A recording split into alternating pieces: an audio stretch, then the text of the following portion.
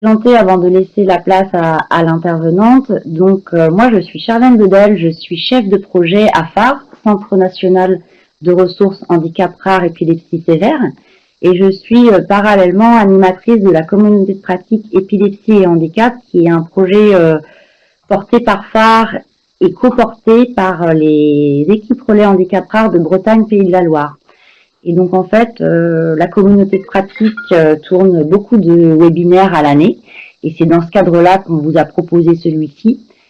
Et dans un cadre bien spécifique aussi, c'est que ce webinaire en fait s'inscrit dans une phase préparatoire d'un projet que conduit phare pour soutenir les outils de formalisation des récits de vie dans le champ du handicap rare. Donc en fait, ce webinaire est un petit peu particulier par rapport aux autres qu'on tourne habituellement et qui concernent l'épilepsie. Celui-là fait directement écho à un projet qu'on est en train de lancer sur la formalisation des récits de vie. Donc on aurait pu le tourner en tout petit groupe, et on a fait le choix de se saisir du périmètre de la communauté de pratique initiée en Bretagne et Pays de la Loire pour le proposer à un plus grand nombre de personnes et de membres. Donc voilà un peu pour le cadre. Donc on est ensemble sur une quarantaine de minutes. On est ensemble sur une quarantaine de minutes pour la présentation, et puis après une vingtaine de minutes pour pouvoir venir répondre à vos questions. Donc voilà, donc je vais laisser de suite la parole à Madame Lebar, qui va se présenter elle-même et qui va vous conduire à la présentation de ce matin. Je te laisse donc prendre la main, Corinne. Merci beaucoup, Charlène, de cette présentation du cadre. Donc, moi, je m'appelle donc Corinne Levars. J'ai au départ un diplôme et puis une expérience d'assistante de service social. Je suis ensuite entrée dans la formation, et pendant que j'étais formatrice dans un établissement de formation au travail social, j'ai obtenu un doctorat en sciences de l'éducation. Et j'ai ensuite pu créer et développer un centre de recherche au sein de cet établissement. Cet établissement, je l'ai quitté il y a 1 an, presque tout pile, et j'ai créé en fait une micro-entreprise de biographes, formatrice et chercheuse en récit de vie qui s'appelle Récit de Soi. S'il y en a qui sont intéressés, j'ai un site internet qui permet de découvrir un petit peu ce que je fais aujourd'hui. Donc vous l'avez compris, ma spécialité, ce sont les récits de vie. J'ai commencé en fait, quand j'ai repris une formation universitaire, à m'intéresser aux récits de vie dans le cadre d'une maîtrise de sciences de l'éducation, puis d'un DEA, et j'ai réalisé mon doctorat sur les bénéfices de l'écriture de son récit de vie quand on a vécu une situation extrême, en prenant l'exemple des personnes ayant subi des traumatismes de guerre. Mais c'est en fait un travail qui peut s'appliquer à quasiment tous les traumatismes de la vie et à toutes les blessures de la vie, dont le handicap, la maladie, évidemment, peut tout à fait faire partie. Donc c'est à ce titre-là que phare m'avait contacté il y a quelques mois maintenant, sur la proposition de Monsieur Fourdrinier d'ailleurs, que je remercie, pour participer donc à l'élaboration d'un projet de recherche à l'aide de cette méthodologie du récit de vie. Donc voilà pour ma présentation, qui est succincte, mais je pourrais répondre à des questions par rapport à ça. Et on vous propose, vous aussi, de nous dire qui vous êtes par un premier sondage qui s'appelle Sondage 3, qui doit apparaître, je pense, sur votre écran, pour que je puisse un petit peu savoir, alors ce sera un peu a posteriori, mais c'est pas très grave, qui est présent aujourd'hui, qui m'écoute. Voilà, je vous remercie d'avance pour y répondre. Donc il y a le sondage qui s'affiche progressivement. On n'a pas forcément répertorié toutes les fonctions parce que elles doivent être nombreuses, mais ça nous donne un petit peu une vue d'ensemble. Donc pas mal de coordinateurs ce matin, un petit peu de directeurs chefs de service, quelques éducateurs, et puis des référents de situation, des assistants de service social et autres. Alors, si vous voulez, pour un peu vous valoriser les autres, parce que c'est pas, vous pouvez nous écrire les fonctions dans la zone de conversation.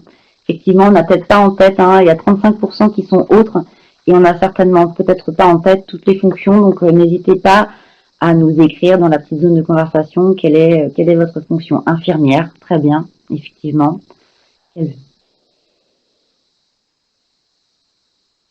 Merci. Donc, je vous propose de passer à la présentation que j'ai préparée, ce qui ne vous interdit pas évidemment de continuer à écrire qui vous êtes.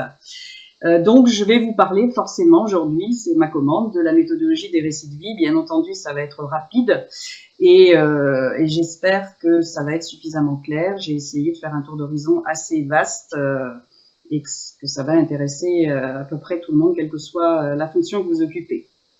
Donc, ce dont je vais vous parler aujourd'hui, voilà le petit sommaire de l'intervention. C'est d'abord d'un peu de terminologie, parce qu'il y a plusieurs termes qui ont vocation à parler de la méthodologie des récits de vie. Quelques mots sur leur histoire, d'où vient cette méthodologie-là, où on en est aujourd'hui par rapport à l'usage qui en est fait dans les différentes disciplines universitaires et professionnelles, quels sont dans le champ du travail social et sanitaire les publics qui sont principalement concernés par l'utilisation de cette méthode, quels sont aussi les points de vigilance, donc les points d'éthique importants qu'il faut connaître quand on met en place un protocole d'usage du récit de vie, et brièvement, quelles sont les méthodes qu'on emploie pour le mettre en œuvre. Ensuite, je vais m'attacher à aborder un point qui me paraît très important compte tenu des publics dont vous vous occupez, c'est le récit de vie comme l'art d'accéder à la connaissance voilée, parce que quand on a à faire face à des publics avec des grosses pathologies, des grosses difficultés, des difficultés aussi à évoquer un certain nombre de choses de sa vie très intime, c'est important de savoir que cette méthode-là a pour principale vertu de réussir à lever un certain nombre de connaissances qui jusqu'ici étaient restées un petit peu secrètes ou cachées. Et puis, je vais m'essayer à vous donner, mais évidemment ce ne sera pas exhaustif, une liste de quelques outils très concrets qu'on peut utiliser pour mettre en œuvre un travail en récit de vie auprès de personnes ou de patients, quelles que soient leurs difficultés d'expression, par exemple, parce que ça peut apparaître comme un vrai problème. Alors, on va commencer par la terminologie, parce que vous avez peut-être entendu un certain nombre d'expressions ou de mots qui peuvent se rapprocher effectivement du récit de vie.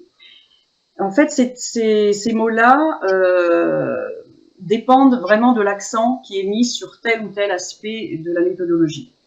Si on met le focus sur la vie des gens, sur ce qui est quand même le plus important, qui constitue leur vie, leur histoire, on va utiliser souvent le terme histoire de vie, hein, et quelquefois avec une déclinaison chez certains auteurs un peu plus précise. Donc, par exemple, il y a un auteur qui parle d'histoire de vie sociale. Voilà. On va parler de récit de vie, bien entendu, et donc c'est la vie qui est d'une certaine manière mise à l'honneur dans les termes qui sont choisis. On peut mettre aussi l'accent sur le processus, c'est-à-dire sur ce qui constitue la mise en récit, et donc sur ce qu'on va appeler, d'une manière assez large, assez vaste, les démarches narratives, c'est-à-dire qu'on va mettre, dans ce cas, l'accent sur le processus de narration, la mise en route de la narration, sur ce qui fait que les personnes vont se raconter. Et puis, on va aussi pouvoir mettre l'accent sur l'écriture, parce que tous les récits de vie ne donnent pas lieu, évidemment, à des récits écrits, mais un certain nombre d'entre eux le font, et je vous en dirai sans doute quelques mots. L'écriture a pour moi une vertu supplémentaire, complémentaire à l'expression orale de soi. Et dans ce cas-là, on va surtout utiliser des termes comme approche biographique, autobiographique, et puis là aussi, ça va se décliner selon les auteurs par des termes un petit peu plus spécifiques. Vous avez peut-être rencontré l'autobiographie raisonnée parmi ces termes-là, même si en ce moment, il est un petit peu tombé en désuétude. Donc voilà, ça fait tout un tas finalement d'approches, de méthodes qui toutes se réfèrent à la narration de la vie, mais qui sont qualifiés par des termes un petit peu différents, et quelquefois il est utile de faire un petit peu le ménage. Moi, personnellement, j'aime mieux utiliser le terme histoire de vie, mais j'ai tendance, parce que les gens connaissent mieux le terme récit de vie, à utiliser récit de vie d'une manière un peu habituelle, sauf quand je fais des formations où là vraiment je mets l'accent sur la terminologie histoire de vie, et je m'en explique évidemment dans le travail de formation que je peux faire.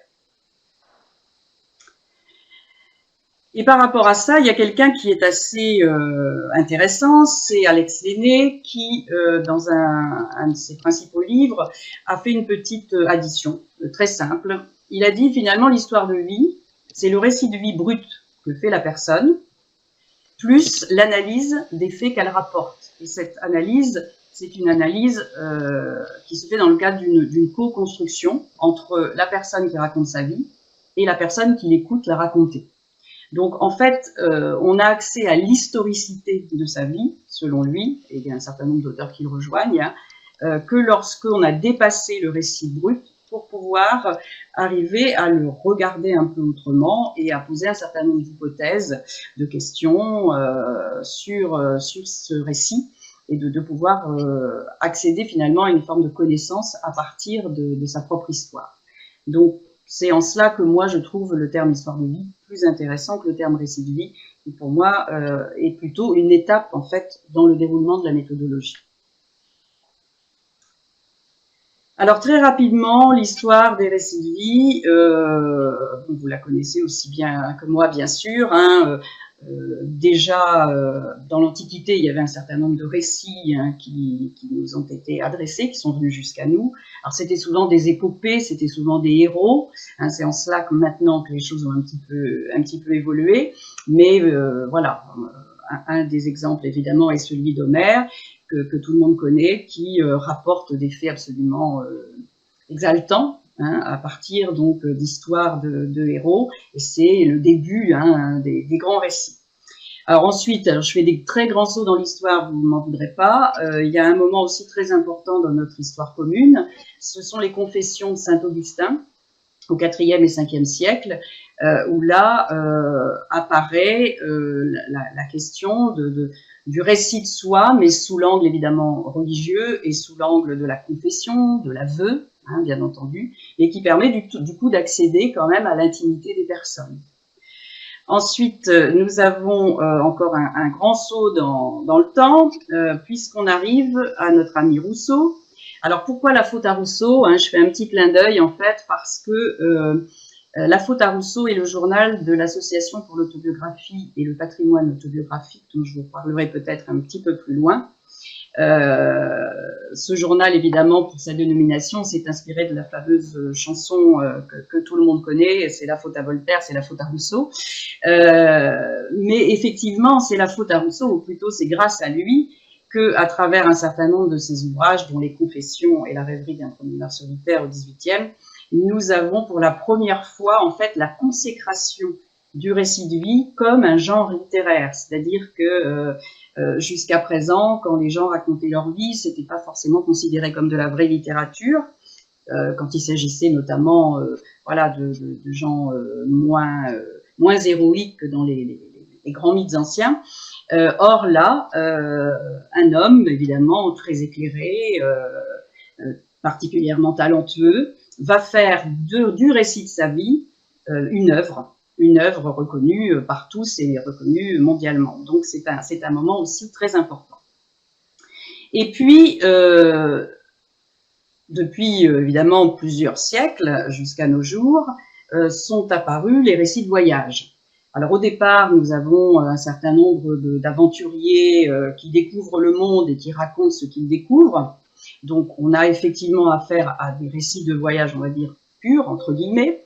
Et puis ensuite, une fois que le monde il est découvert, en grande partie, finalement les personnes qui vont écrire sur ce qu'ils sont allés voir très loin de chez eux, ces personnes-là vont moins parler de ce qu'ils ont vu, parce que ça a déjà été observé, que de leur vie à eux pendant ce voyage. C'est-à-dire qu'ils vont nous raconter ce qu'ils sont devenus à travers donc ces grands voyages, ces grands déplacements, ces grandes rencontres, et on va arriver à des récits finalement plus intimes, et le voyage va être un prétexte pour parler de soi. Donc ça aussi, c'est quelque chose qui a permis le développement effectivement du récit de vie et de l'attention portée à la personne dans ce qu'elle traverse. En l'occurrence, là, elle traverse l'épreuve du voyage ou l'aventure du voyage. Et puis, il faut bien à un moment donné dater les choses. Alors, il y a la naissance officielle des récits de vie, Et tous les grands chercheurs et les grands spécialistes de cette méthodologie et de cette théorie s'accordent aujourd'hui pour dire qu'elle est née en 1918. Pourquoi en 1918? Parce que est publié à partir de cette année-là un ouvrage qui s'appelle Le paysan polonais, qui est réalisé par deux sociologues, Thomas et Znanicki, et ces deux auteurs, ces deux sociologues, donnent la parole à des migrants polonais arrivés aux États-Unis, et en particulier à l'un d'entre eux, puisque ce sont des très gros volumes, et dans ces très gros volumes, il y a 300 pages, je crois, qui sont consacrées à un seul de ces migrants, qui raconte sa vie, qui raconte son exil, qui raconte son arrivée aux États-Unis et son intégration, ou ses difficultés d'intégration.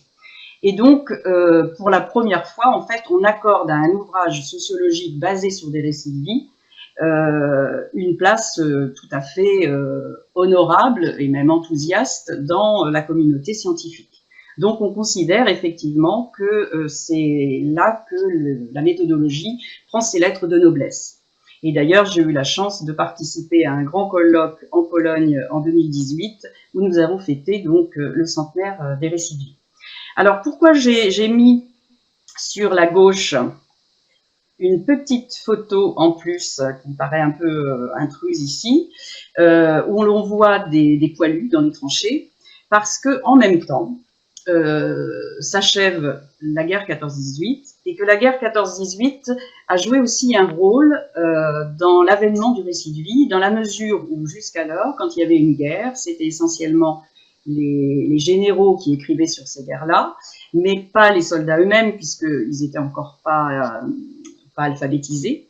Et il se trouve que la guerre 14-18 est la première guerre où il y a un très grand nombre de soldats qui ont appris à lire et à écrire, et tout le monde a entendu évidemment parler des lettres des poilus. Il y a eu énormément de correspondances qui ont permis de connaître en fait la manière dont les soldats ont vécu la guerre. C'était quasiment la première fois que ça arrivait dans le monde. Et pour la première fois, on s'est intéressé au récit de vie en situation de guerre de soldats. Et évidemment, nous, on a reçu les lettres de nos poilus français, mais il y a eu des lettres, évidemment, des autres parties prenantes de cette Première Guerre mondiale. Donc, je pense que cette guerre a eu un effet intéressant de ce point de vue, évidemment, pas si on se place sous d'autres angles, mais elle a permis voilà, d'écouter pour la première fois des anonymes raconter ce qui leur arrivait. Alors après, il y a quand même quelque chose d'important aussi dans cette même période, c'est évidemment la création de la théorie psychanalytique, puisqu'elle se base sur le récit que le patient fait de lui, fait de sa vie, fait de ses relations familiales, etc. Donc c'est aussi quand même l'avènement de la parole des anonymes, même si évidemment il y a des distinctions importantes à faire entre la psychanalyse et le récit de vie, et je n'aurai pas le temps de le faire malheureusement, mais c'est sûr que ça a contribué également à l'avènement de la prise en compte de la parole des autres, des anonymes en particulier, des sans-voix. Et puis malheureusement est intervenu le déclin de l'intérêt pour le récit de vie, à cause notamment de la Seconde Guerre mondiale, mais aussi de la construction des disciplines scientifiques et de leur arrivée dans les universités, où elles se sont un peu définies les unes par rapport aux autres, un peu en silo. Donc le récit de vie, qui est par nature pluridisciplinaire, est un petit peu tombé en désuétude. Et ce mouvement est réapparu dans les sciences de l'éducation, et en particulier dans la formation des adultes. À la fin des années 70, début des années 80, on s'est dit que s'intéresser au récit de vie des personnes en formation pouvait être intéressant pour comprendre leur facilité d'apprentissage, leurs difficultés, les limites de l'enseignement, etc., etc. Et là, il y a eu vraiment un gros boom dans les sciences de l'éducation qui a remis les récits de vie au goût du jour à cette période-là. Quelles sont donc aujourd'hui les disciplines, on va dire, majeures à utiliser le récit de vie? Alors, la sociologie, même s'il y a eu une période où ça s'était effectivement un peu éteint, est toujours très présente dans l'utilisation de cette méthode-là, avec dans la sociologie que moi j'intitule classique, mais il ne faut pas voir quelque chose de péjoratif là-dedans, un chef de file qui est Daniel Berthaud. Alors pourquoi sociologie classique? Parce que Daniel Berthaud, clairement, utilise la méthode du récit de vie pour des fins de recherche, comme il pourrait utiliser n'importe quelle autre méthode. Alors que à côté de lui, vous avez Vincent de Goldjacq, qui lui, bien qu'il mon petit truc veut plus bouger, voilà, qui lui, bien qu'il soit également sociologue, a décidé de s'intéresser pas seulement aux données qu'il peut extraire grâce à cette méthode-là, mais aussi à la transformation des personnes. Donc Vincent de Goldjacq a associé deux mots qui peuvent apparaître à certains égards assez opposés, la sociologie et la clinique. Donc l'étude des grands faits sociaux et puis l'intérêt porté à la personne. Clinique, ça veut dire se mettre au chevet de quelqu'un. Donc, il a réussi ce tour de force qui était de mettre ensemble deux angles, voilà, pour aller s'intéresser aux êtres humains qui étaient a priori un petit peu antagonistes. Et il a fait à partir de là un certain nombre il a mis en place un certain nombre de stages, de formations et autres dans lesquels il va relativement loin dans la manière dont il demande effectivement aux gens de parler d'eux et dont il analyse avec eux des situations des fois particulièrement intimes. Alors, quelqu'un me dit que je ne vais pas parler d'Oscar Lewis. Et effectivement, j'ai pas parlé d'Oscar Lewis à la fin des années 1950 parce que il est un peu une exception dans la période de déclin que je mentionnais tout à l'heure, dans les années 50-60. Il y a eu effectivement des personnes qui, malgré le fait que le récit de vie n'avait plus vraiment le vent en poupe, ont effectivement continué à travailler avec cette méthodologie-là, et notamment donc Oscar Lewis. Alors j'ai oublié de quel pays il est, mais il est sud-américain. Et effectivement, il a publié dans cette période de déclin, malgré tout, des livres qui ont fait date aussi dans la démarche histoire de vie. Il y a Les Enfants de Sanchez, mais il y en a d'autres dont le nom ne revient pas là aujourd'hui. Mais c'est effectivement un des purs et durs de cette période, pourtant, où c'était pas forcément la Vida, merci beaucoup. J'ai préféré personnellement la Vida aux Enfants de Sanchez, moi, mais merci Marc de me rafraîchir la mémoire.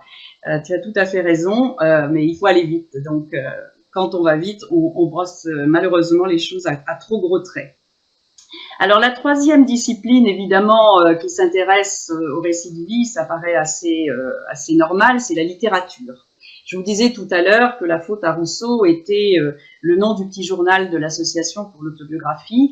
Eh bien, cette association, elle est présidée par Philippe Lejeune. Philippe Lejeune, c'est le grand spécialiste de l'autobiographie en France.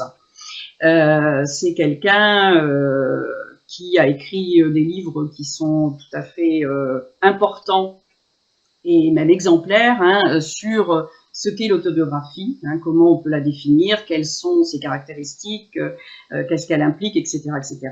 Et donc l'APA, l'association qu'il préside, j'allais dire qu'il a créé, je n'en suis pas sûre, donc je le retire, mais en tout cas dont il est vraiment, enfin, dont l'image se superpose à la sienne. L'APA est un lieu, alors je vous le dis parce que ça peut être intéressant pour vous, dans lequel on peut faire des recherches, parce que c'est un endroit où n'importe qui peut déposer son autobiographie. Donc, il y a une immense bibliothèque où sont classées toutes les autobiographies qui ont été déposées depuis sa création.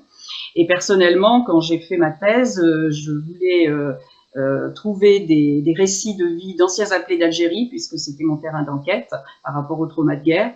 Et c'est là que je me suis adressée et que j'ai trouvé un certain nombre de manuscrits qui m'ont été tout à fait utiles. Donc, si vous avez une recherche à faire sur n'importe quel sujet et que vous voulez vous baser sur des autobiographies, vous pourrez contacter l'APA qui se trouve à Ambérieu en Bugey. Voilà. Donc, je vous conseille vivement aussi de regarder un peu son site et de voir tout ce qui est proposé. Il y a aussi des stages et aussi un tas de choses fort intéressantes là-bas. Et puis j'ai mis en dernier, puis en plus gros, j'espère que les autres ne m'en voudront pas, Gaston Pinault, parce que moi c'est ce courant auquel je me réfère, hein, le courant des sciences de l'éducation, le courant dit des histoires de vie en formation. Donc Gaston Pinault est quelqu'un qui partage sa vie entre la France et le Québec, qui a été professeur très longtemps à l'université de Tours, qui est professeur émérite maintenant, et avec d'autres, bien sûr, il n'est pas le seul, mais c'est quand même un des chefs de file importants, a développé, donc depuis le début des années 80 en particulier, le courant des histoires de vie en formation, alors qui n'est pas opposé, par exemple, au courant de la sociologie clinique de Vincent de Voljac, mais qui s'en distingue par un certain nombre de caractéristiques et qui se complètent, avec lequel moi je me sens personnellement plus à l'aise, peut-être parce que précisément le cadre de la formation de la personne me paraît un cadre, en tout cas, qui me va mieux à moi et qui me semble un petit peu moins intrusif, ou allant un petit peu moins loin dans l'intimité des personnes. Mais si quelqu'un se réfère dans participant à la sociologie clinique, on peut tout à fait en débattre un petit peu plus tard à la fin de cette présentation. Alors, puisque j'ai parlé des disciplines majeures, je vais vous parler des disciplines mineures avec plein de guillemets en récit de vie. Donc, dans le champ de la santé, on commence à parler un petit peu de médecine narrative. Il y a quelques petites formations qui se font dans très peu encore d'universités, dont d'ailleurs l'une d'entre elles est animée ou était animée il y a peu par Philippe Lejeune, dont je viens de vous parler. Mais ça reste encore très balbutiant, hein, cette notion de médecine narrative dans les études de médecine. Ce que j'ai trouvé également, mais c'est en Belgique, c'est la mise en place de consultations psychologiques spécialisées en récit de vie par Michel Legrand, qui est aujourd'hui décédé, qui considérait en fait qu'on pouvait mettre en place des consultations de psychologues avec cette méthode-là pour des gens qui avaient rencontré des accidents de l'existence. Donc c'est assez rare pour pouvoir le citer. Ça a été repris par une de ses collègues maintenant. Mais ça reste encore dans le champ de la santé très original, un peu décalé même à certains égards. Et il y a vraiment du travail à faire, à mon avis, dans la discipline universitaire et professionnelle qu'est la médecine, pour que cette notion de médecine narrative ait vraiment toute sa place. Et je dirais que c'est un peu à contre-courant quand même de ce qu'on peut voir, même à titre personnel en tant que patient, dans les consultations vers lesquelles nous rendons. Dans l'histoire-géographie, on trouve des historiens modernes qui s'intéressent aussi à cette méthodologie-là. Et puis des géographes sociaux, hein, parmi les géographes qui sont ceux qui s'intéressent le plus à cette méthode-là, et on comprendra bien pourquoi. Et puis, j'ai vu depuis très peu de temps arriver aussi un intérêt dans les sciences de gestion pour la méthodologie des récits de vie, dans le management, mais aussi dans les ressources humaines. Alors, je vais vous dire quelque chose, voilà, je vais vous partager mon avis là-dessus. Je suis un petit peu plus inquiète par l'arrivée en fait de la méthodologie du récit de vie dans les sciences de gestion, parce que je me pose quand même la question de la déontologie et voilà, des risques qu'il y aurait éventuellement à entrer dans ce type de méthodologie quand il s'agit de gérer des ressources humaines ou de diriger une équipe. Mais là, c'est peut-être juste moi qui parle et pas forcément le chercheur. J'ai pas plus creusé ça pour l'instant, mais en tout cas, il faut savoir que ça commence à intéresser effectivement les managers ou les DRH de pouvoir utiliser aussi cette méthode, mais c'est encore assez limité. Alors, et le travail social dans tout ça, vous allez me dire, est-ce que le travail social s'y intéresse vraiment? Alors, pour tout vous dire, il y a assez peu de documents produits par les travailleurs sociaux sur la théorie ou sur l'usage du récit de vie en travail social. À ma connaissance, mais je ne connais évidemment pas tout, il y a eu un premier livre qui est sorti, je crois en 2006, qui est un livre d'une collègue belge. Donc la Belgique est assez en avance par rapport à l'intervention par le récit de vie, qui s'appelle Isabelle Gretson, ou Gretson, j'ai jamais su comment ça se prononçait, qui s'appelle l'intervention narrative en travail social, avec plein d'exemples, et elle montre d'ailleurs comment elle a un certain nombre même de stagiaires en formation, avec lesquels elle développe cette méthode-là.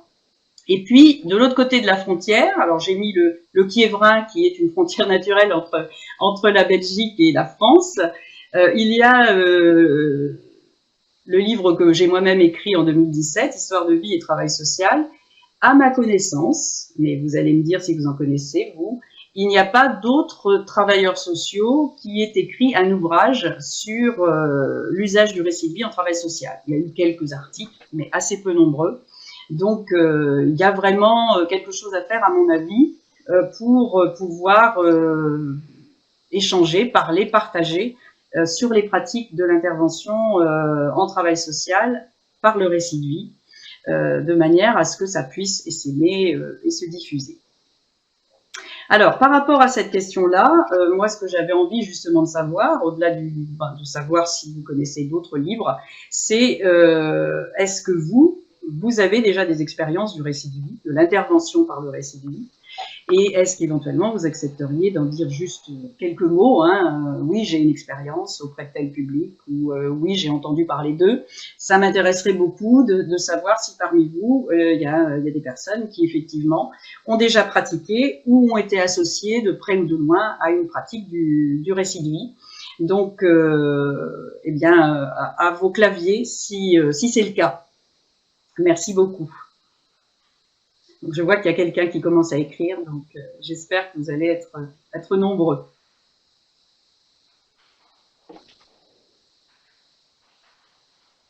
Alors, pendant que certains peut-être écrivent, on va un petit peu parler également des publics pour ne pas être trop en retard sur notre horaire. Alors, il y en a d'autres, moi je vous fais part de ce que je connais. Dans la politique de la ville, c'est une méthodologie qui est utilisée. Moi, j'en ai entendu parler dans ma région, évidemment, mais il y en a sûrement beaucoup ailleurs. La première expérience dont j'ai entendu parler, c'était un quartier, en fait, qui s'appelle La Périne, mais peu importe, qui est un quartier de la ville de Caen, auprès de laquelle je réside. En fait, ce quartier, il a été décidé de faire tomber les bars d'immeubles. Et donc, il a été convenu, par la mairie notamment, d'accompagner les personnes qui habitaient dans ce quartier-là pour pouvoir faire le récit de leur quartier avant d'être relogés dans des logements qui allaient être reconstruits ensuite, parce que on sentait, enfin, ils pressentaient qu'il y avait une certaine difficulté à faire le deuil de ce quartier, même si c'était un quartier qui était effectivement un peu en déshérence. Donc, ils ont donné la parole aux habitants pour raconter leur vie dans le quartier. Une autre expérience dans la commune de Flers, dans l'Orne, qui s'appelle Les couleurs de mon quartier, là était destinée en fait à modifier le regard porté par les habitants de la ville sur un quartier en particulier qui était réputé pour être défavorisé, avec un certain nombre de problèmes, de délinquance, etc., où on a fait venir une écrivaine et biographe qui, elle aussi, a fait travailler les habitants du quartier pour parler de leur vie et montrer qu'il n'y avait pas que des choses négatives dans ce quartier-là, qu'il y avait de la solidarité, qu'il y avait de la joie, qu'il y avait de la jeunesse, qu'il y avait de l'énergie. Et donc, il y a eu un petit bouquin qui a été fait pour justement mettre en valeur, en fait, tout ce qui se passait de fort joli dans ce quartier-là. Et puis, j'ai entendu parler aussi de ce qu'on appelle les marches exploratoires, qui en général sont organisées quand il y a un certain nombre de faits de délinquance dans un quartier. On demande, et c'est souvent des marches de femmes d'ailleurs, on demande à des groupes de femmes de se déplacer dans le quartier, donc elles sont accompagnées d'un intervenant, et elles montrent à l'intervenant, elles désignent à l'intervenant les endroits où il y a un certain nombre de problèmes qu'elles ont pu observer, par exemple où se passent les deals de drogue, etc. Et elles sont enregistrées pendant ces marches exploratoires pour présenter un petit peu les problèmes qu'elles ont identifiés, qui touchent leurs enfants, qui les touchent elles-mêmes, qui touchent leurs conjoints, qui touchent leurs parents. Et en même temps qu'elles marchent, elles proposent aussi des solutions. Et tout cela est retravaillé pour pouvoir éventuellement mettre en place un certain nombre de solutions aux problématiques qui sont explorées. Alors, c'est peut-être pas un récit de vie classique, mais à travers ces marches exploratoires, elles décrivent aussi leur vie de tous les jours. Dans le cadre de la protection de l'enfance, vous le savez sûrement, je vais déplacer mon petit curseur. Désolée. Il bouge plus. Merci. Merci Charlène. Dans le cadre de la protection de l'enfance, vous avez sûrement entendu parler des albums de vie qui sont utilisés pour les enfants placés. Il est regrettable que dans la loi de protection de l'enfance de 2016, il n'ait pas été rendu, à mon sens, obligatoire. Donc, ça reste à l'initiative des conseils départementaux, mais il y en a un certain nombre qui les ont mis en place.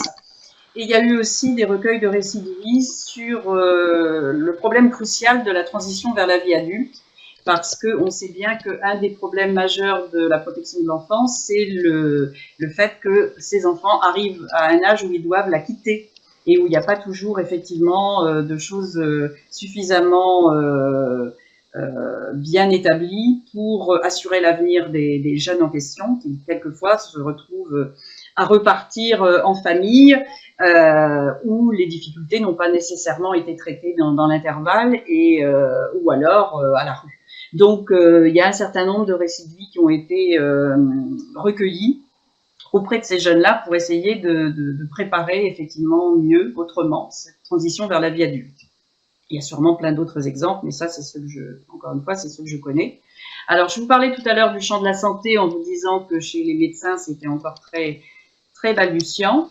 Il existe néanmoins des biographes hospitaliers, qui sont donc des personnes qui vont en général dans les services de soins palliatifs recueillir quelquefois juste en quelques jours ou quelques heures les récits de vie de personnes qui sont en fin de vie et qui ont envie en fait de faire un petit bouquin, un petit livret, un petit carnet pour leur famille, pour laisser une trace d'eux après leur départ. Moi, j'ai travaillé également sur les traumas. Là, il y a évidemment des choses à faire dans le champ de la santé. J'ai aussi un exemple d'accompagnement d'un couple de femmes qui étaient atteintes d'un cancer et qui avaient besoin de raconter leur maladie, les difficultés particulières qu'elles avaient rencontrées, aussi bien par rapport au travail, par rapport à leur famille, par rapport à leurs enfants. Et on a fait tout un recueil ensemble pour essayer de mettre au jour un peu toutes les problématiques qui pouvaient survenir, en plus, je dirais, de la maladie et des traitements, de tous les effets, de tous les impacts qu'il pouvait y avoir sur les autres domaines, de manière à essayer de mieux les prendre en compte, de mieux les prendre en charge ensuite. Alors, je vois que vous avez beaucoup réagi par rapport aux expériences et je vous en remercie. Alors, je regarde un petit peu parmi les expériences, comment je fais pour descendre et pour voir tout. Tac. Je vais peut-être avoir besoin de toi, Charlène, parce que je n'arrive pas sur... Pas de souci, je te fais défiler. Oui, je veux bien. Ça commence par François et puis ça termine tout en bas. Tu vois que ça défile? Alors, je vois les travaux de Christine de Rive-Brucker sur les expériences. J'arrive pas à tout lire et je n'ai que ça. Je n'arrive pas à... Alors, je vais faire le relais. On a quelqu'un qui nous dit bien trop peu, un peu, lors d'une expérience en AEMO. Oui. Cette expérience de flair a également été conduite sur le quartier Ampalo à Toulouse. Je ne sais pas si je prononce bien d'ailleurs. Quelqu'un d'autre qui ne dit pas encore, mais ça va être le cas dans le cadre de la recherche-action menée par l'ERHR Île-de-France. L'approche par les récits de vie a été choisie pour recueillir la parole des personnes concernées. Quelqu'un d'autre qui nous dit ce n'était pas vraiment intervention avec le récit de vie, mais dans le cadre de la recherche-action de phare d'IMSI, lutter contre la souffrance psychique surajoutée chez les personnes en situation de handicap. Oui. À composante épilepsie sévère, la manière dont a été exploré le parcours de vie des aidants et des patients a montré l'intérêt de proposer un espace d'écoute différent que l'anamnèse classique qui est fait habituellement. Cette réponse est relayée effectivement dans le cadre de la recherche-action menée avec phare sur la souffrance psychique ajoutée en lien avec ce que vient de dire la personne précédente. Quelqu'un d'autre qui nous dit « Je me suis intéressée à cela dans le champ de la psychiatrie, aux travaux de Christine Dury-Brucker et également au mouvement des bibliothèques vivantes. » D'accord, alors que je connais pas du tout, donc ça m'intéresse éventuellement si la personne peut m'envoyer quelques lignes là-dessus parce que je n'en ai jamais entendu parler, donc je suis tout à fait preneuse. Et parallèlement, il y a aussi quelques questions. Oui, parallèlement, tu as une question. Peut-on considérer qu'un récit de vie porte sur un territoire? Alors, en fait, le récit de vie va pas vraiment porter sur le territoire. Le récit de vie est toujours singulier, c'est toujours individuel, c'est comment la personne vit sa vie sur ce territoire. Et après, il est toujours possible de réunir l'ensemble des récits de vie, il est même souhaitable de le faire, et de voir s'il y a des tendances qui se dégagent. C'est-à-dire que si effectivement chacun, de par son appréhension individuelle, décrit sensiblement les mêmes questions, les mêmes problématiques, mais aussi les mêmes intérêts pour son quartier, etc., ça donne un certain nombre d'informations qui sont intéressantes pour les personnes qui ont à faire vivre ces quartiers ou à les faire se développer. Donc, quelque part, on peut arriver d'une certaine manière à un récit de vie collectif, oui. De cette manière-là, oui, même si après, il y a toujours des singularités, bien entendu, qu'il faut absolument préserver. Il ne faut pas assimiler tout le monde, voilà, mettre tout le monde dans le même panier, comme on dit, mais en tout cas, à travers plusieurs récits de vie sur un territoire, on a des connaissances tout à fait intéressantes avec un vécu de l'intérieur. C'est ça qui est, à mon avis, passionnant. Donc, je continue pour l'instant parce que sinon, on va être un petit peu pris par le temps. Dans le champ du travail, moi j'ai entendu parler d'un travail qu'avait fait une assistante sociale de la SNCF qui s'appelait Ma vie en chantier. Elle était allée sur des chantiers de construction de lignes ferroviaires où donc les hommes qui y travaillaient étaient pendant plusieurs mois dans des petites cabanes et elle leur avait un peu demandé de raconter comment ils vivaient ça, loin de leur famille, etc., les problèmes que ça posait sur le plan de l'éducation des enfants et autres. Il y a un certain nombre de choses qui sont faites sur le champ de la préparation à la retraite, hein, pour que les gens se projettent dans la retraite. Donc, on fait un peu le bilan de leur vie au travail, on leur demande leurs projets, on leur demande de se projeter dans leur future vie. Donc, c'est une espèce de récit de vie anticipé, on va dire. Je voulais aussi vous dire un mot d'une coopérative qui s'appelle Dire le travail, qui a donc vraiment pour objet de raconter le travail en France. Si vous êtes intéressé, vous pouvez aller sur son site. Dans le champ de la formation, on utilise le récit de vie, bien sûr, dans la validation des acquis de l'expérience pour que l'aspect personnel de la vie puisse être considéré aussi comme la possibilité d'avoir acquis un certain nombre d'expériences utiles et de s'être formé à travers des expériences de vie. On l'utilise aussi dans ces périodes d'entrée en formation dans lesquels on peut être amené à faire ce qu'on appelle des entretiens de positionnement pour pouvoir justement faire un petit peu le point avec les futurs formés, d'où ils en sont et en quoi leurs expériences de vie peuvent soit les amener à pouvoir valoriser un certain nombre de connaissances auprès de leurs pairs, soit au contraire un certain nombre de difficultés connues dans leur vie peuvent faire obstacle à la formation, de manière à pouvoir ajuster en fait les programmes à chacun d'entre eux. Et puis en matière de recherche, évidemment, il y a un certain nombre de pratiques de recherche avec le récit de vie. Moi, personnellement, j'ai travaillé avec des étudiants en travail social sur les effets des mobilités internationales pendant les études. J'ai aussi travaillé sur les ressources que mobilisent les jeunes professionnels, donc dans les 2 premières années d'exercice de leur métier, où j'ai pu mettre en évidence que les ressources biographiques, donc venues de leurs expériences personnelles, étaient tout à fait fondamentales, mais il y a bien entendu énormément de recherches qui sont menées, qui l'ont été dans différentes disciplines, comme celle que je vous ai citée tout à l'heure.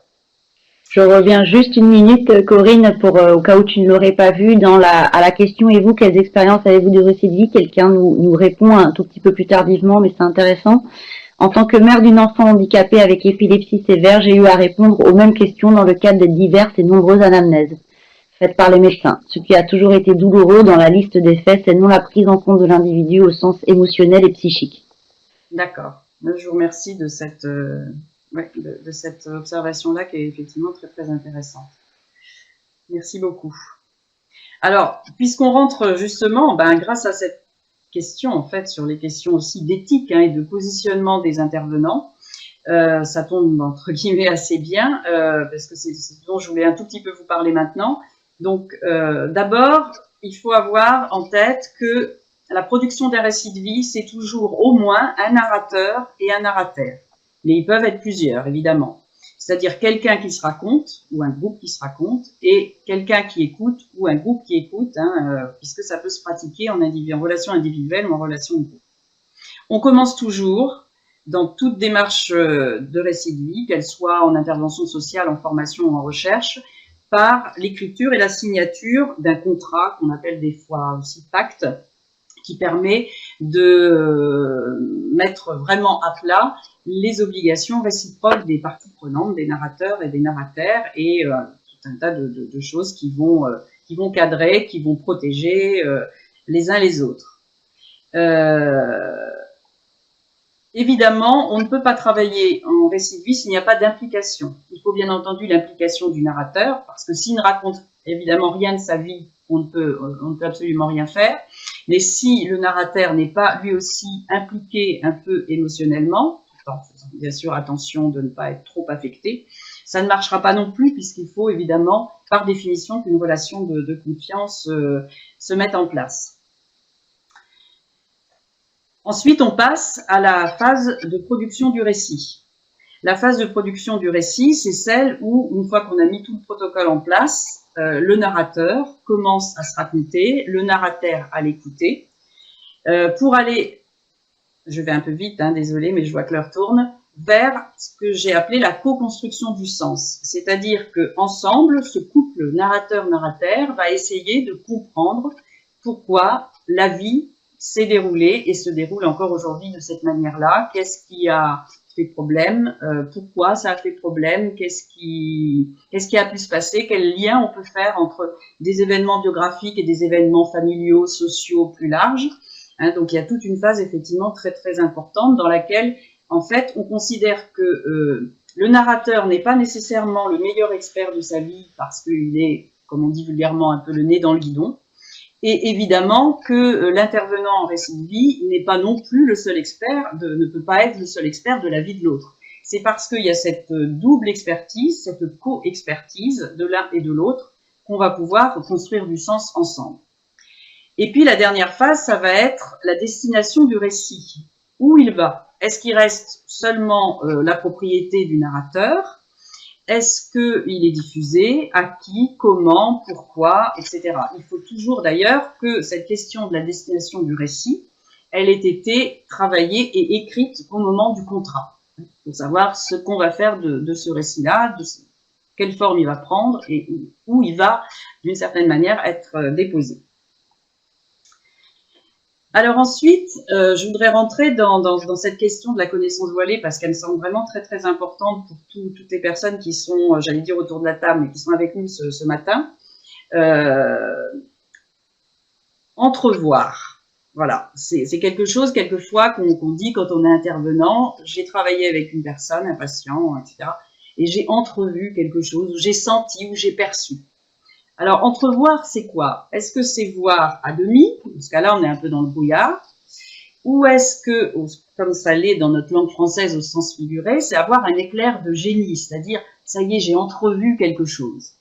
Et là, on est bien dans quelque chose de l'ordre de ce que peut amener le récit de vie, c'est-à-dire, pour la première fois, il y a quelque chose là qui a été dit, qui a été manifesté, qui a été dessiné, parce qu'on verra qu'on peut aussi dessiner en histoire de vie, et qui va me permettre en fait d'accéder à une connaissance qui jusque-là, dans ma pratique professionnelle, n'avait pas pu être mise à jour. Pareil pour entre-entendre. Est-ce que entre-entendre, c'est être comme le professeur de tournesol et entendre à demi? Ou au contraire, entre-entendre, c'est s'entendre comme la roue en foire. Alors c'est un verbe qui est tombé en désuétude, le verbe s'entendre, mais n'empêche qu'il a existé. Et donc s'entendre comme la roue en foire, ça pourrait être s'entendre entre narrateur et narrateur, alors sans faire trop la fête, je vous le concède, mais en tout cas dans cette complicité. L'idée c'est que dans l'art du récit de vie, il faut qu'il y ait un peu de complicité. quelque chose qui dépasse peut-être les techniques habituelles de la relation d'aide ou de la relation éducative ou de la relation soignée-soignant, dans laquelle, à un moment donné, on est un peu dans cette forme de complicité qui permet, du coup, d'entendre une connaissance qui jusque-là était restée cachée, étouffée, un peu masquée. Et puis, l'art du récit de vie, c'est aussi d'avoir des références multiples, augmentées, d'utiliser les arts, d'utiliser la poésie, d'utiliser le dessin, d'utiliser la musique, et pas seulement les mots, parce que tout le monde, d'abord, n'a pas la même facilité d'accès aux mots. Il y a des gens qui en sont empêchés avec des handicaps, par exemple, ou des problèmes d'illettrisme. Donc, il faut utiliser d'autres supports pour permettre l'expression de soi, sans hésiter de recourir à des modes d'expression auxquels on est moins familier. J'ai envie de dire même que quelquefois, quand on est moins familier en tant que professionnel, c'est presque mieux, parce que on se retrouve moins dans une position dominant-dominée, parce que justement, le support, on n'est pas forcément très bon avec lui, et que quelquefois, les personnes avec lesquelles on travaille en récit de vie sont plus douées. Et ça, c'est pas mal. Alors, parmi les petits inducteurs de récit que je voulais vous citer aujourd'hui, qui peuvent aider quand on est dans une pratique de récit de vie en individuel ou en groupe, on peut utiliser par exemple l'arbre des métiers, quand on travaille notamment dans la formation ou dans l'orientation, dans l'insertion professionnelle. Ça peut être bien de parler un petit peu des métiers qu'ont occupé les ascendants et d'essayer de voir s'il n'y a pas des nœuds par rapport à ça, ou des sortes d'injonctions inconscientes. Quand on est dans le champ de la santé, on peut utiliser une espèce de faux carnet de santé, en tout cas de carnet de santé qu'on fabrique avec les personnes pour revenir sur leur vie et leur santé. Quand on a affaire, par exemple, à des personnes en situation de migration, mais pas seulement, on peut utiliser des cartes de géographie dans lesquelles on va leur demander de décrire des déplacements importants qu'ils ont vécus dans leur vie et qui ont été fondateurs. Alors tout ça, bien sûr, concerne les événements fondateurs, hein, bien entendu, qui permettent d'expliquer les trajectoires et les atouts et les problèmes éventuels des personnes. On peut aussi utiliser le photolangage, c'est-à-dire de travailler soit à partir d'images qu'on est allé chercher, soit de demander aux personnes de faire des photos ou d'apporter des photos à partir desquelles on va mettre effectivement des mots pour essayer de parler de la vie des personnes, de leurs peurs, de leurs projets, de leurs freins. Comme je le disais tout à l'heure, on peut utiliser le dessin, bien entendu. Quelquefois, moi, j'utilise aussi la petite carte d'identité, là, comme celle du Père Noël, dans laquelle on va demander aux personnes de décrire leur identité, évidemment, d'une manière tout autre qu'une manière administrative, mais qui va permettre aussi de mettre en avant ce que les gens valorisent et éventuellement ce qu'ils n'arrivent pas à dire, ce qu'ils disent moins fortement ou plus fortement, enfin, etc. Parce que ce qui est dit et ce qui n'est pas dit est d'égale importance. Hein. Quelquefois, ce qui est en creux ou les blancs hein, dans le récit, ce sont les passages à reprendre avec les personnes. Hein. On va demander aussi d'utiliser des objets que les gens peuvent apporter de chez eux, ou si on travaille à domicile, qui vont nous montrer à domicile. Alors là, il y a un petit chat qui bouge, parce que dans un de mes derniers groupes de récits de vie, quelqu'un avait apporté ce petit chat qui bouge que je ne connaissais pas. J'ai trouvé rigolo. Donc, quels sont les objets en fait qui peuvent parler de nous? Tout ça, tous ces supports sont des prétextes hein, pour que les gens parlent d'eux. On peut utiliser la poésie, alors pour ne pas que ce soit trop difficile, moi par exemple j'utilise ces petits vers japonais qui sont les haïkus, hein, où on parle de la nature, des saisons, des paysages, mais qui peuvent en quelques mots en dire beaucoup. Alors, je reviens juste là pour vous dire avant de clôturer cette intervention, qu'il y en a plein d'autres hein, d'inducteurs d'écriture ou d'inducteurs de parole et qu'on peut en inventer tout le temps. Hein. Ce que je vous dis là, ce sont des exemples, mais c'est à découvrir à l'infini. Donc, si ça vous intéresse d'en savoir un petit peu plus, donc j'ai écrit un certain nombre d'ouvrages. Les deux premiers, du raccommodement par l'écriture et quand les appelés d'Algérie s'éveillent, ce sont ceux qui découlent de ma thèse. Celui-là est un petit ouvrage autobiographique puisque j'y suis passée aussi. Un ouvrage collectif sur des histoires de naissance, des récits de naissance. Et puis donc le dernier ouvrage que j'ai publié est celui qui s'intitule Histoire de vie et travail social dont je vous ai un petit peu parlé tout à l'heure. Et il va y avoir bientôt, c'est-à-dire à la fin de l'année, un numéro spécial de la Revue française de service social qui va s'appeler Raconter la vie des personnes accompagnées, que j'ai coordonné, que je viens de coordonner. Ah oui, puis j'oubliais un ouvrage aussi de récits de souffrance au travail de 7 femmes que j'ai aussi dirigé, que j'ai oublié de mentionner là, mais qui devrait paraître début d'année 2021. Voilà, donc pour moi, ma présentation est finie. J'aimerais savoir bien sûr si cette présentation vous a donné l'envie de vous lancer dans cette pratique. Donc c'est l'objet de la dernière question. Et puis bien sûr, s'il y a des nouvelles questions, je vais essayer d'y répondre. Ou s'il y en a que j'ai loupé, je m'en excuse. Non, Corinne, c'est bon, tu as eu l'ensemble des questions. Il y a une participante qui nous a dit qu'elle, dans le cadre des outils qu'elle pouvait utiliser, elle était amenée à utiliser des blasons qui ressemblaient à la carte d'identité que tu as évoquée. Oui, oui, j'aurais pu parler du blason aussi, oui. Merci de l'avoir signalé. Donc, c'est à vous de nous dire, de me dire en particulier si ça vous a donné un petit peu envie ou pas. Ça m'embêterait si c'était pas, mais voilà, il faut que je le sache aussi, c'est important.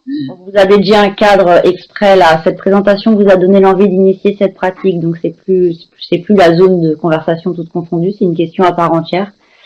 Et donc on a des gens qui sont en train de nous écrire. Ça peut être cette présentation vous a donné l'envie d'initier cette pratique, ou alors tout autre type de remarque que vous avez envie de poser maintenant. Bien sûr, bien sûr.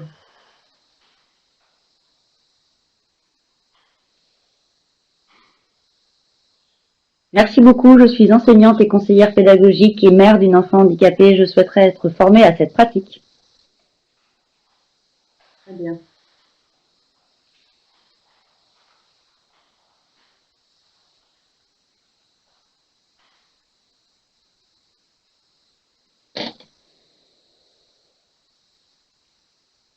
On prend un petit peu de temps de laisser la réflexion aux uns et aux autres pour des remarques, des questions, ce que ça a généré comme envie, comme inspiration aussi. Ou des critiques hein, aussi, ou des avis différents de ce que j'ai pu, moi, m'autoriser à donner, à vous livrer ce matin. Hein.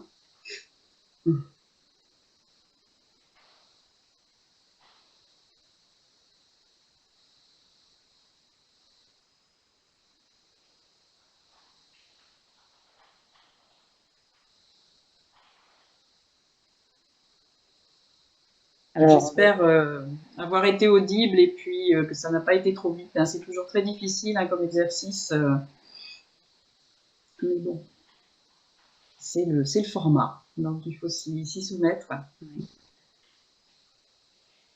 Donc des fois, si ça a été un peu vite, hein, je redis ce que j'ai dit au début, le webinaire sera accessible très très prochainement en replay sur le site donc que ça je vous ai indiqué au début. Revenir si je suis passée trop rapidement sur certaines planches. Donc je pense qu'on va avoir une arrivée massive de réponses puisque je vois que plusieurs participants sont en train d'écrire. Je vais relayer peut-être, c'est agréable aussi des fois qu'on puisse relayer les remarques. Cela est très intéressant, j'aimerais savoir un peu plus sur la structure de la démarche. Est-ce qu'il y a un fil conducteur du côté du narrateur pour guider le narrateur? Est-ce que le narrateur prend des notes durant l'entretien, après, ou est-ce que les entretiens sont enregistrés? Comment est la démarche de la production du récit? Point d'interrogation. Alors, je ne vais pas pouvoir faire une réponse univoque. Hein. Ça dépend vraiment des narrateurs à qui on a affaire.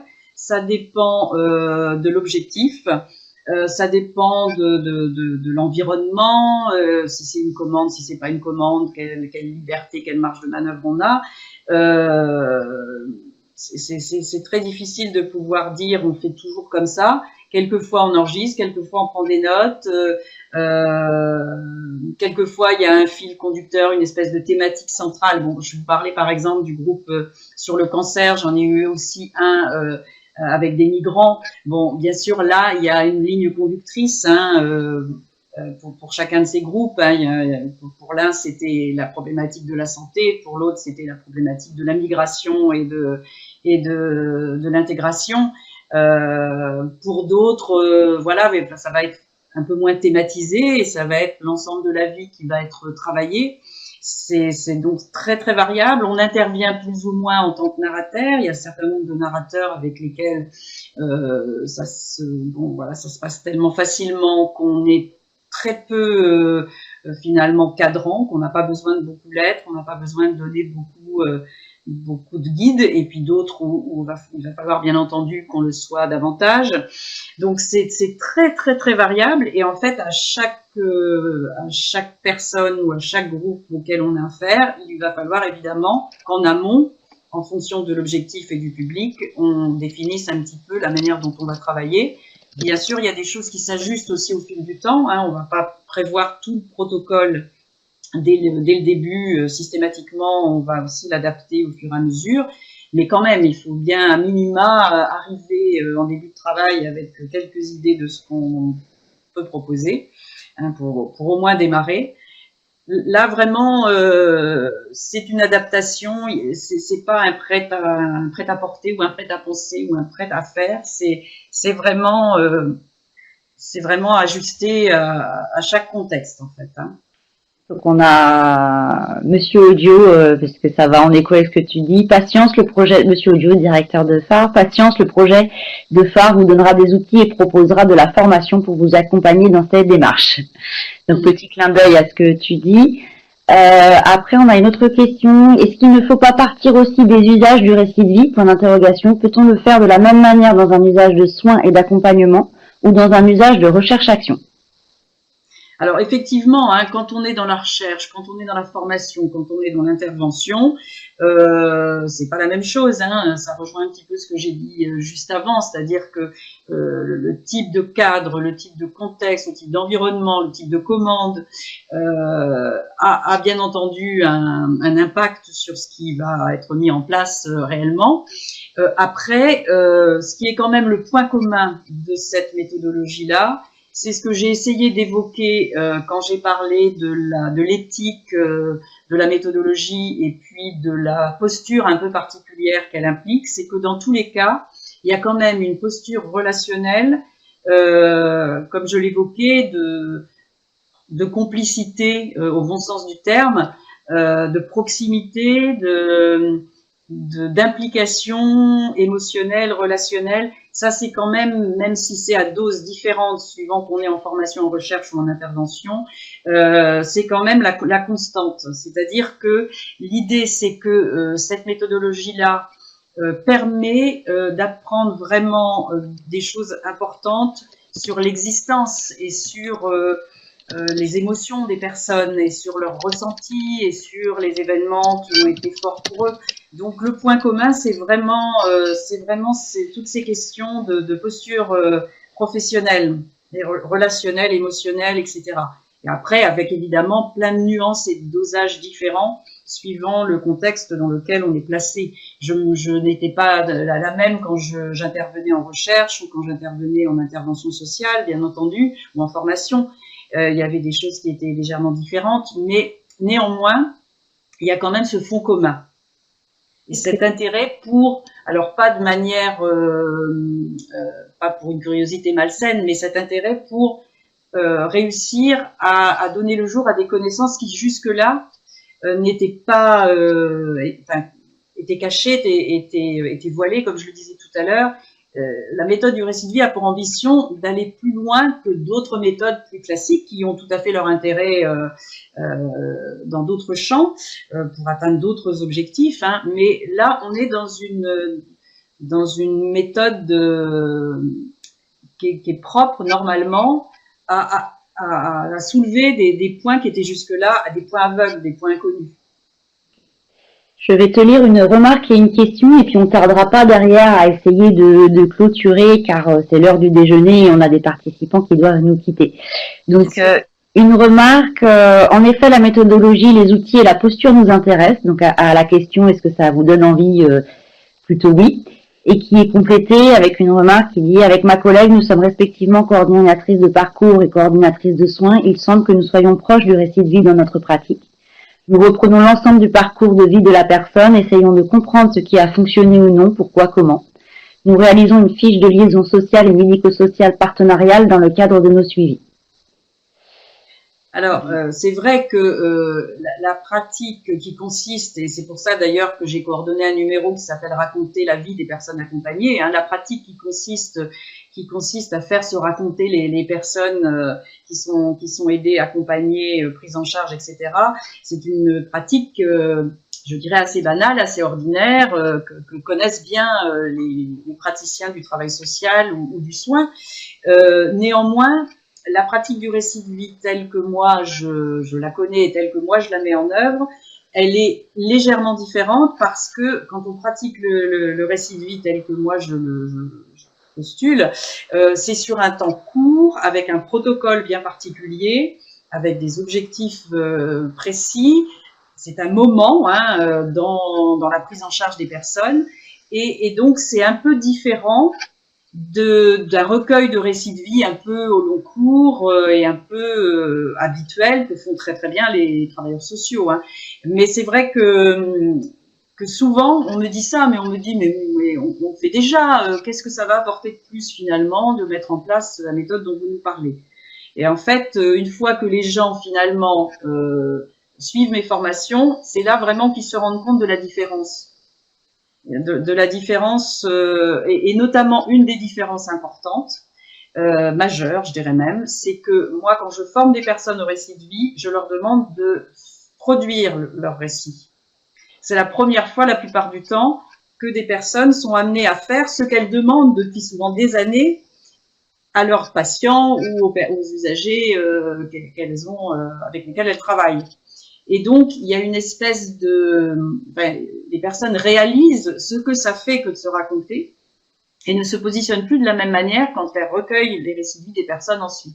Ça, c'est la chose qui est tout à fait majeure. C'est-à-dire que, effectivement, quand on pratique le récit de vie avec des personnes, on fait le sien aussi. On l'a fait avant et on continue à le faire. Je ne sais pas si je suis très claire, mais il y a une espèce de don contre don, d'échange de récits entre les narrateurs et les narrateurs, dont j'ai pas suffisamment parlé, ou j'ai peut-être même pas parlé du tout dans le diaporama, mais ça c'est la grande particularité et même étrangeté d'une certaine manière, et révélation aussi des travailleurs sociaux avec lesquels j'ai pu travailler, avec lesquels j'ai pu organiser des formations. Une dernière question et une remarque très sympathique. La question de votre expérience, en quoi le récit de vie est-il libérateur au sens de dénouer les situations complexes ou extrêmes? Alors, moi, effectivement, j'ai travaillé sur les traumas, donc bien sûr, c'est des situations complexes parmi les situations les plus complexes. En fait, la question fondamentale dans la blessure ou dans le traumatisme, c'est la question du souvenir. Le souvenir traumatique, il n'est pas un souvenir comme les autres. On ne devrait même pas dire que c'est un souvenir, parce qu'en fait, un souvenir, par définition, ça se transforme, ça se métamorphose. Et quand on a vécu un traumatisme, l'image, les sons, etc., tout ce qui a accompagné le trauma, sont restés à l'identique, sont restés figés, d'une certaine manière. Et donc, tout l'art du récit de vie, c'est d'arriver à faire de cette image traumatique un véritable souvenir comme les autres. C'est-à-dire qu'il puisse se métaboliser, se métamorphoser. Ça ne veut pas dire que on va plus être dans un souvenir réel, dans un souvenir vrai. On va être dans un souvenir authentique, dans un souvenir sincère, mais dans un souvenir qui va petit à petit se modifier au fil du temps. Et c'est la condition sine qua non pour pouvoir se libérer du traumatisme, que de pouvoir le métamorphoser précisément. Alors ça demanderait, j'ai fait des fois des conférences juste là-dessus pendant 1h30, parce que c'est assez complexe, mais c'est bien ça, l'objet du récit de vie, quand on a à faire face à des situations très nouées, très compliquées, voire traumatiques. Et puis merci à tous en tout cas pour toutes ces questions. Alors on n'a peut-être pas le temps de tout traiter puisque c'est le cadre d'un webinaire, mais n'hésitez pas à nous envoyer les questions qu'on n'a pas traitées. On répondra aussi, on les collectera, vous les envoyez par mail, ça nous intéresse dans le cadre du projet. Et puis pour clôturer peut-être avec une remarque qui dit très très intéressant. Pensez-vous que cette pratique du récit de vie pourrait se développer avec le mouvement actuel de l'empowerment qui vise à développer le pouvoir d'agir, la participation des personnes concernées par la maladie et le handicap? Donc je te propose, Corinne, de peut-être clôturer sur cette question très ouverte. Alors, tout à fait. Et d'ailleurs, si vous procurez le numéro de la Revue française de service social au mois de décembre, vous allez voir qu'il y a un article sur le développement du pouvoir d'agir comme méthode, support, philosophie même, permettant effectivement de s'intéresser à l'histoire des personnes racontée par ces personnes elles-mêmes et de pouvoir du coup mieux les accompagner. À côté de cet article, il y en a un qui sera proposé par moi-même sur l'histoire de vie. Ça montre bien que ces deux théories, ces deux méthodes et toutes les techniques qu'elles supposent sont assez voisines à bien des égards et que ça participe du même mouvement. Oui, tout à fait. Moi, je connais moins bien, évidemment, l'empowerment que je ne connais la méthodologie d'histoire de vie, mais je vois très, très bien quand même les zones de superposition et d'accord, de plein accord entre ces deux approches-là. Donc, je vous remercie de l'avoir aussi proposé. Eh bien, merci à tous et on remercie Madame Lebar sur sa présentation déjà très très riche. Donc vous aurez des suites de tout ça puisque, comme ça a été indiqué, on est dans le cadre d'un projet que porte Phare. Donc si vous voulez le retrouver, donc du coup vous pouvez le retrouver sur le webinaire sur le site de la communauté de pratique, dont l'adresse vous a été indiquée au début du webinaire, www.paces.fr. Donc la communauté de pratique met tous ces webinaires en accès, en replay. On aura un prochain webinaire, d'ailleurs, où il y a un certain nombre de personnes qui sont aussi inscrites, qui aura lieu le 25 novembre prochain à 11h30 sur épilepsie et comorbidité. Donc pour les personnes qui ne sont pas encore inscrites ou vos connaissances, eh bien n'hésitez pas à leur communiquer l'information qui est accessible depuis là aussi le site de la communauté de pratique.